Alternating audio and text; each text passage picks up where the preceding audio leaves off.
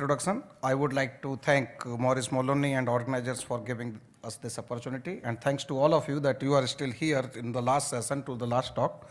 So thanks a lot for that.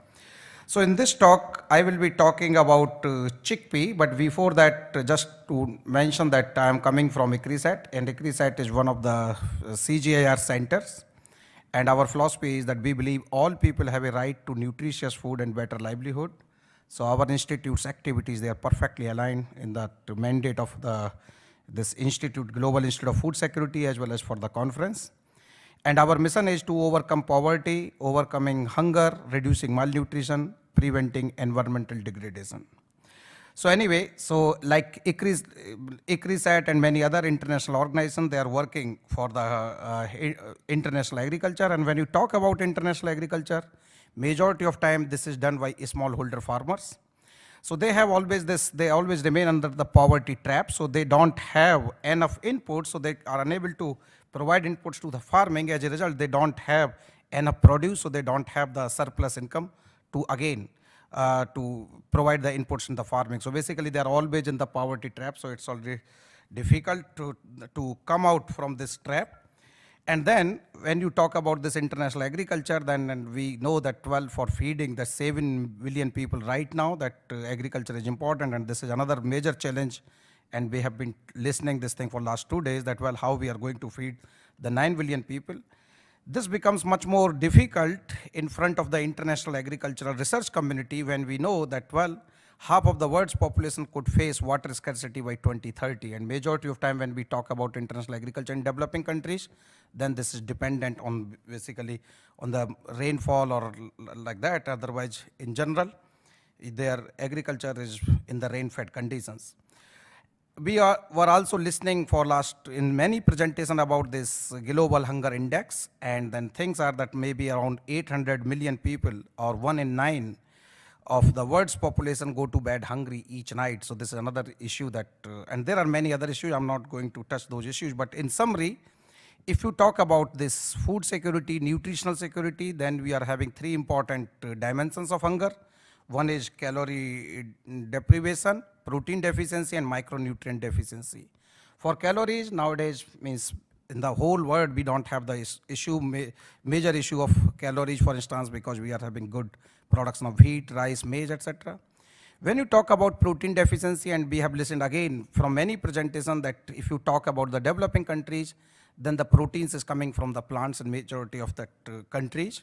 So proteins play a very important role, and because of those regions, that pulses crop, they provide an important component of proteins to the developing countries.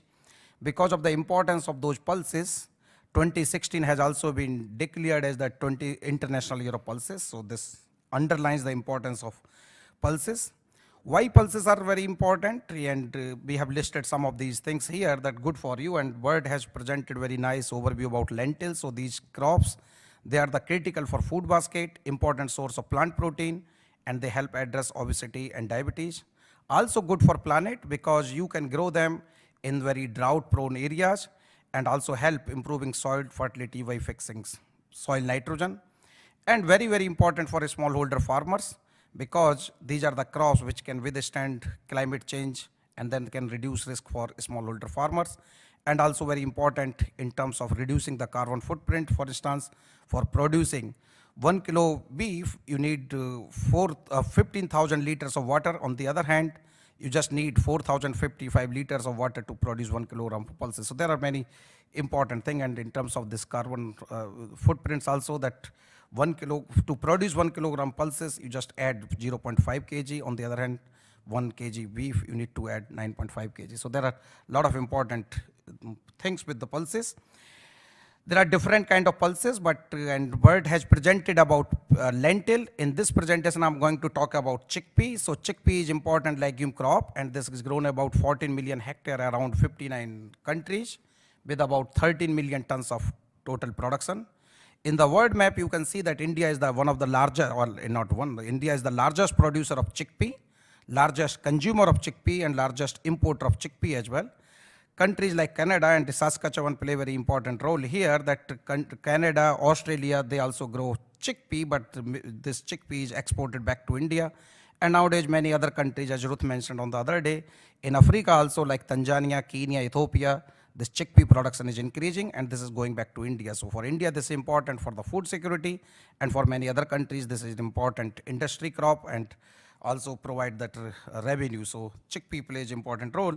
But again, if you see the developing countries like Kenya, Ethiopia, Myanmar, India, so majority of time the crop is grown by smallholder farmers, and they are grown in marginal environments, so crop is exposed to a range of the biotic and abiotic stresses.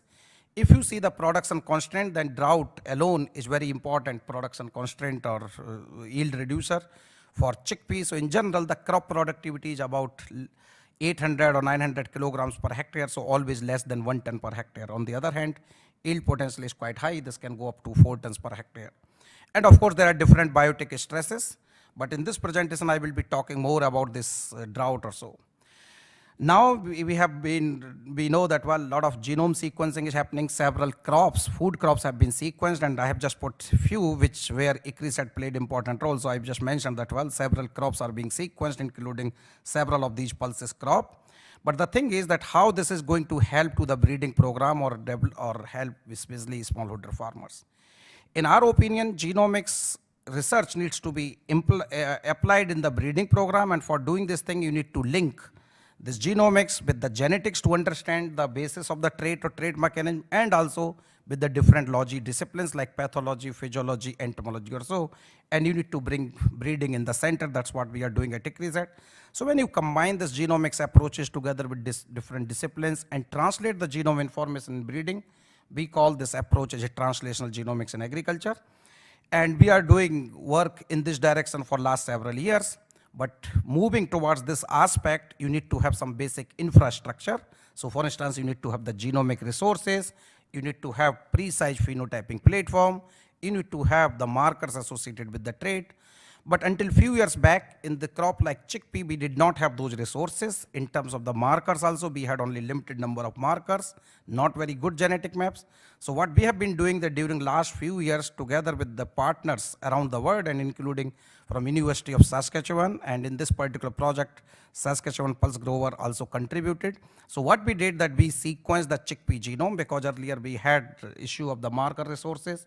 We also have the issue of that genetic variation and in that elite gene pool, so we wanted to have the good resources. So anyway, in summary, we sequenced this genome and we generated large number of SSR markers. We also did a lot of resequencing, and we found several million SNPs. And this project, not only that University of Saskatchewan, but Agri-Food Canada and Andrew Sharp is sitting here. So they were also playing very important role. So there are many partners. But anyway, so in summary, we started to develop the resources. We had the genome sequence. We developed high density genetic maps, physical map, and combined the genome sequence with physical map and genetic map, so that in the case if you would like to move from genetic map, you can land on the genes. Or if you are having the information on the genes, you can go back to the genetic map. So we got these integrated resources.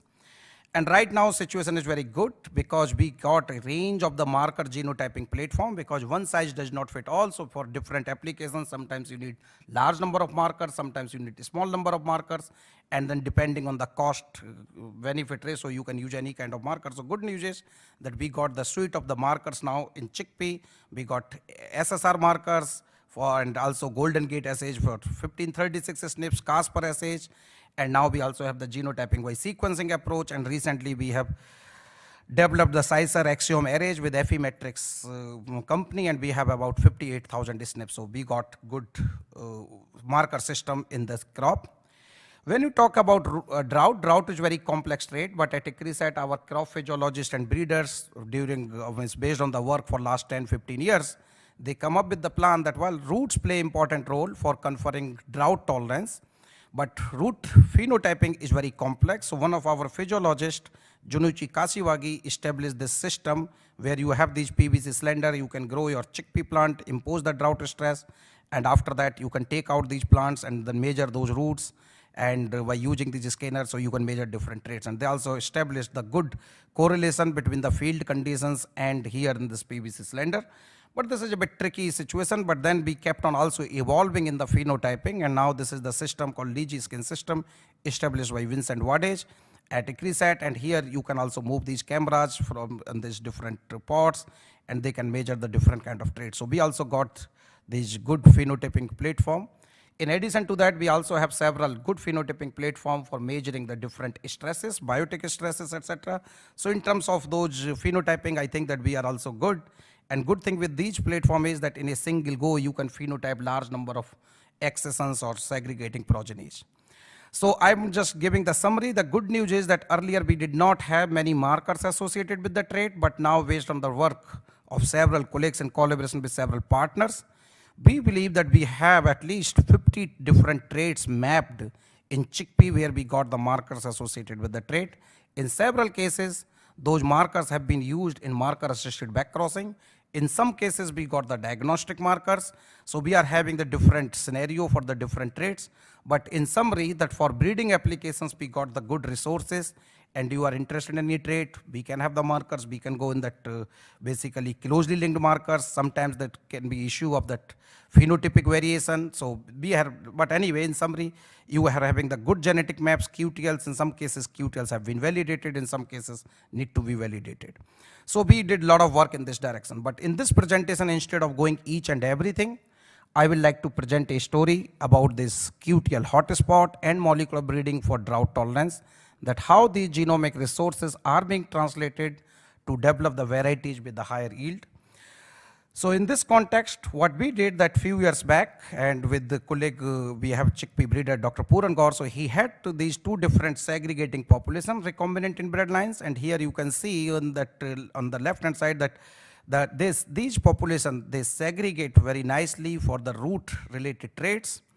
But at the same time, not only for roots, and when we did the phenotyping of these populations, they segregate for many other traits, and which are drought tolerance related trait. So this was one of the set. The second is that we used the germplasm also. At ICRISAT, we have more than 20,000 accessions in our gene bank. But from this set, our gene bank specialist like Dr. Upadhyay, he has developed the different sets. And one of the set in the center, we call it core reference set. And this is having 300 lines. How we define? So from these 20,000 accessions, we defined a smaller set of 3,000 accessions. We call it composite collection. Then we genotype these composite collection with 50 SSR markers. So based on the genetic diversity and their passport information, we came up with a smaller set of 300 lines. And we believe that these 300 lines, they represent the chickpea germplasm diversities. That's the reason we call it reference set.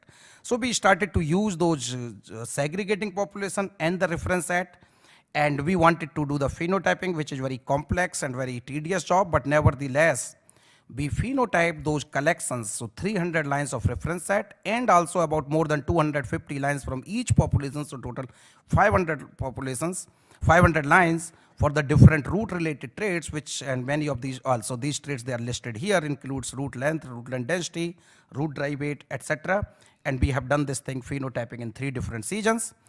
But then breeders are always interested in their traits, because they say, well, so what that you are targeting the roots, we are more interested in yield and related traits. So what we did, that together not only at ICRISAT, but together with several national partners in India and Africa, where in Kenya and Ethiopia, we have phenotyped those segregating population for several of those yield and yield related traits. And you can see that we are having the data for maybe 2 to 7 different seasons. And and then in many cases, especially for yield-related traits, we did this thing, phenotyping at large scale. So when we had this phenotyping data and the first generation genetic map we had in the chickpea, we identified a genomic region in one of the population, ICC 4958 and 182. And in this genomic region, we had the QTLs for more than 13 out of 20 drought tolerance related traits, which explain up to 58.2% phenotypic variation. So we don't call this region as a QTL, we call it QTL hotspot, because you got the QTLs for more than 13 traits. The interesting thing is that this QTL hotspot was not present only in just one population, but was also found in the other population in that ICC 283 and ICC 8261 on the linkage group 4. So we were very excited about that one. And then when we did this consensus map, we found this region at the linkage group 4, and because we had the genome sequences, we wanted to move further that, well, what kind of genes are present or whether we can narrow down that region. Because initially, based on the SSR map, the first generation map, the genomic region was quite big, and this was about 30 centimorgans, but nevertheless, we had several SSR markers. But now, as technologies are changing, and this is good that the conference name is Emerging Technologies, and genomics area is one of the important research area where technology are evolving very fast. And together with partners, we have been using these technology very quickly. So adoption of those technology in our genomics research is also happening. So after that, when we had this genome sequence available and we wanted to move down further that, well, what kind of genes we have, there is a new technology called genotyping by sequencing. Here you sequence the entire populations instead of doing the SSR genotyping, etc. And here this population was sequenced and we generated about 700 million reads. And we got about 828 SNPs. So you get this data and then you align with the genome sequence. Otherwise, earlier maps, they were taking several months to years to develop, but now by using this technology, we were able to integrate about more than 828 SNPs very quickly in a few months' time. And then if you go back to this QTL hotspot, you can see that we were successfully integrated 49 SNPs in that region. Earlier, we had only few SSR markers.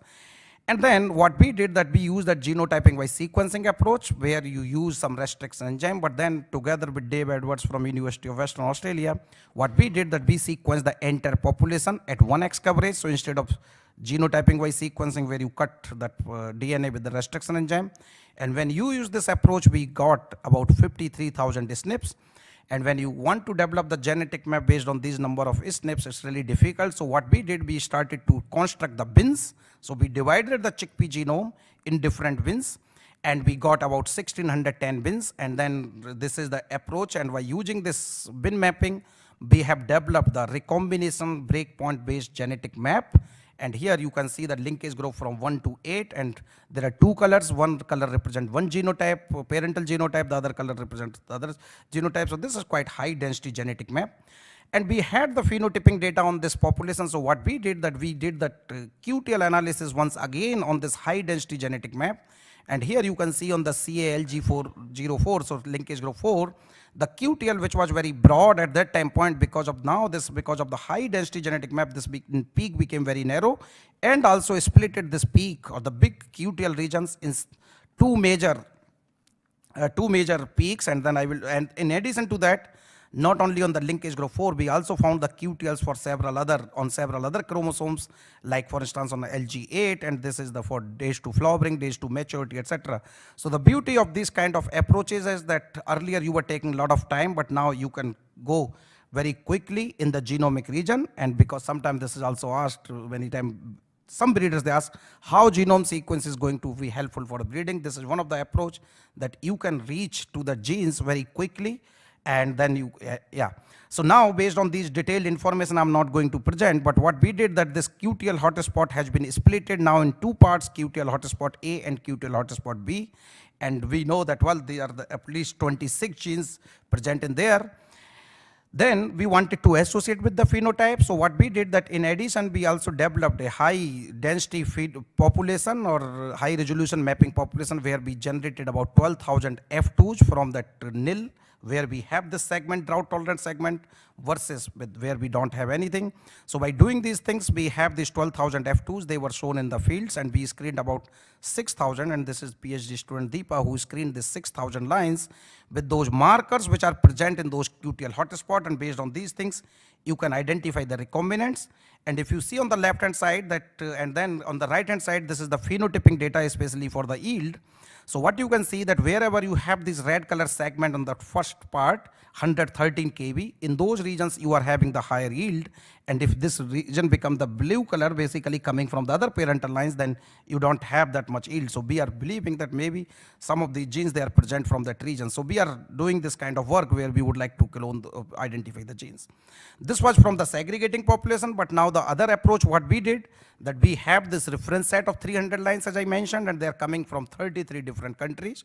And we sequence these 300 lines at 10x coverage.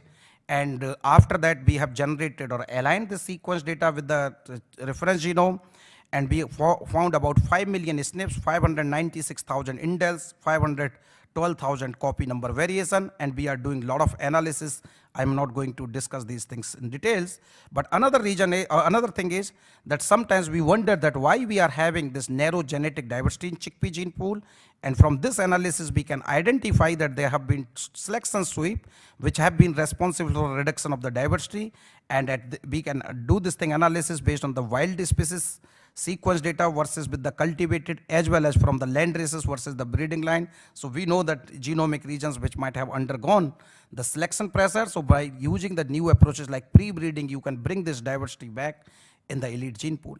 Anyway, we also have the phenotyping data on these 300 lines for several seasons, as I mentioned earlier, and when we did the genome-wide association analysis, we found about 250 marker trait association for drought tolerance, and these all the association were the significant. I have included the significant association, and some of them where breeders are interested, like 100 seed weight, we found about 166 marker trait association. Out of them, 98 were unique, 30 were present in more than one season, probably they are more interesting.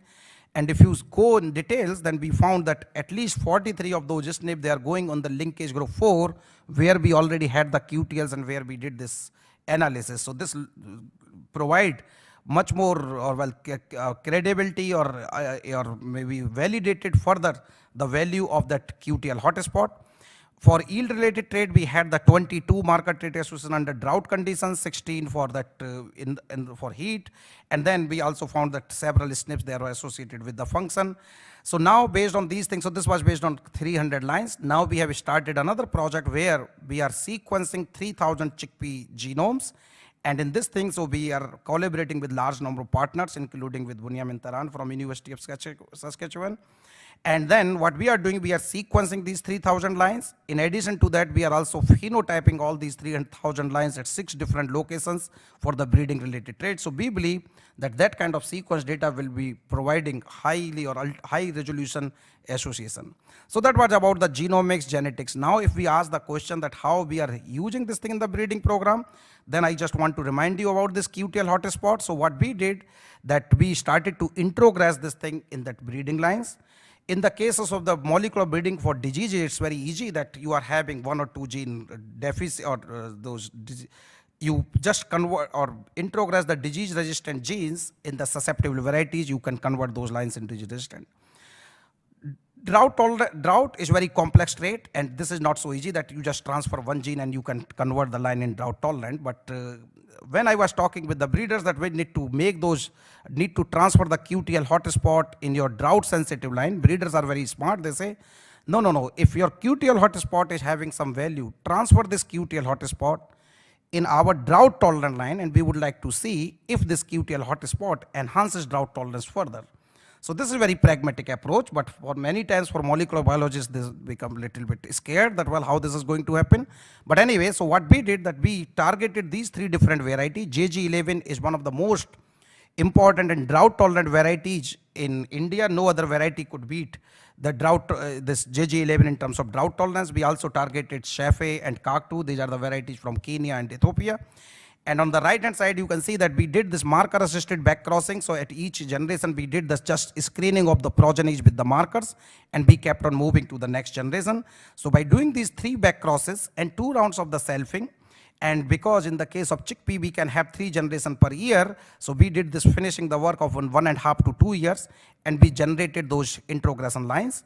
We did the phenotyping of those introgression lines in the rainout shelter. On the left hand side, you can see that different root length variations. So the first line is JJ11, which was that recurrent parent, but other lines, they are that introgression lines, and you can see that in each of these lines, we were successful to enhance the root length density. Breeders asked that, so what about the yield? So what we did, that we did the multi-location field trials at the 6 different locations in India, Kenya, and Ethiopia.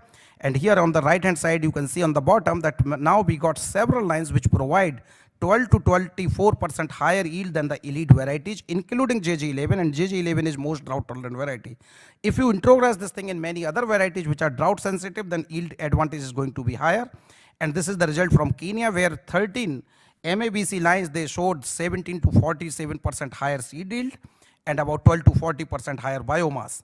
In the case of Ethiopia, we found several lines where we are having even 40% yield above the standard check. So this is one of the successful example where you can transfer that, basically that enhance the yield under the rain-fed conditions by using the molecular breeding. And now some of these lines, they are going under, in India, they have a system called ACREP, All India Coordinated Research Project on chickpea, and then this will be released as a variety in 1 or 2 years. So this should be reaching to the farmers. Now you can do these things for 1 or 2 traits or like those things when we have the QTL. So what is the next for that genetic gain? And very quickly in 2 minutes, I would like to finish this thing. So here I have put this formula for that basically genetic gain formula, and which is that genetic gain is directly functional to the selection intensity, selection accuracy, and genetic variance, and inversely proportional to the years per cycle. If we would like to enhance the genetic gains in chickpea, which has been very low, then what we need to do, we need to play with these different component traits. And one of the important thing is that how we can play with this selection intensity, because if you are having the traditional breeding program, not only in chickpea, in many other crops, especially in developing countries, this is the classical breeding funnel where a breeding program makes maximum 20 to 50 crosses. From each cross, you are having about 100 F2s, and they keep on going to the different generation, and they keep on selecting the lines which are useful for them. But by using this approach, the selection intensity is very low, selection efficiency is low. If you are not using the marker information, then you are not having the genetic variance.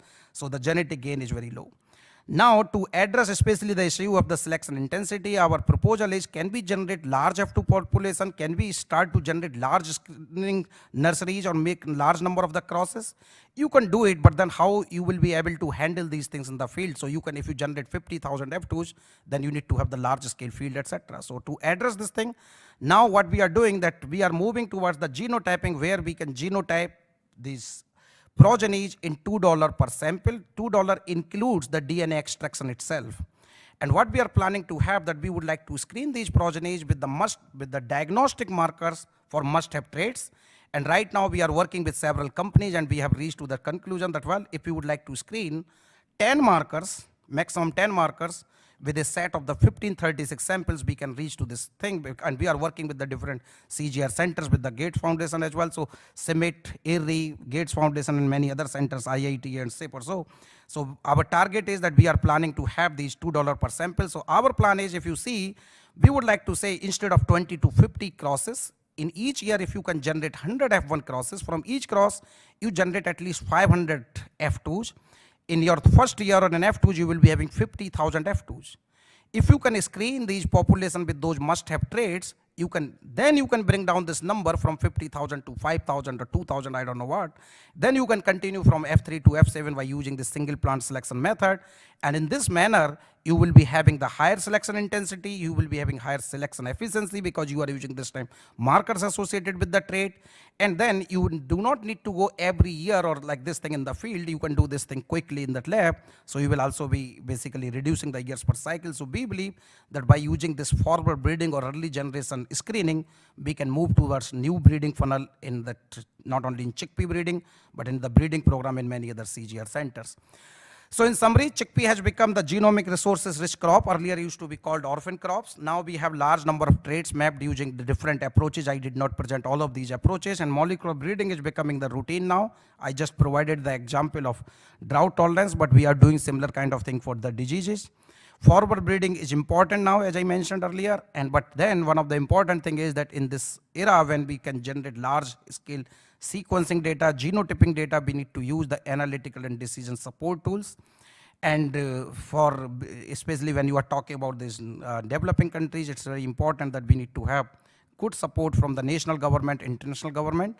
In this work, we have presented the work and the contribution from several colleagues from ICRISAT and many organizations from all over the world. And then we had that financial support from several organizations, Gates Foundation, USAID, and including SPG, Illumina, and etc. In the end, I would like to announce this or advertise this conference. We are Inter-Drought 5th, which we will be organizing in Hyderabad from 21st to 25th February. And drought is very important for ensuring the food security. So if you are interested, please, we would like to invite you to participate in this conference. We'll be happy to provide any other information, and we'll be happy to answer any question. Thank you very much.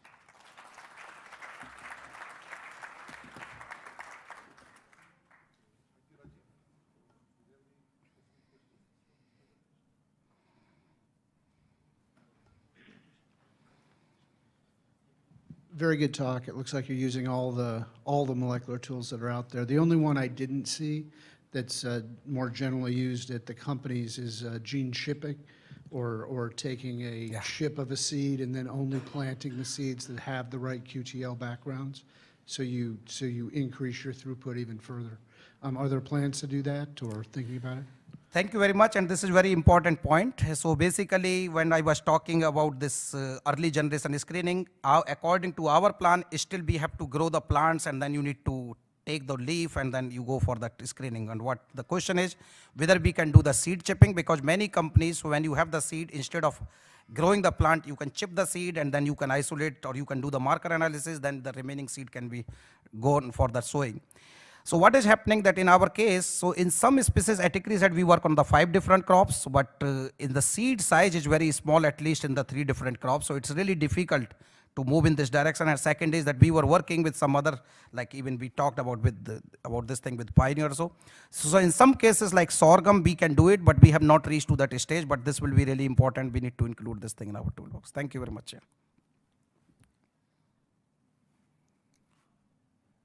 Okay. So I think that everyone is interested to close the session now. Yeah. Avais is having question.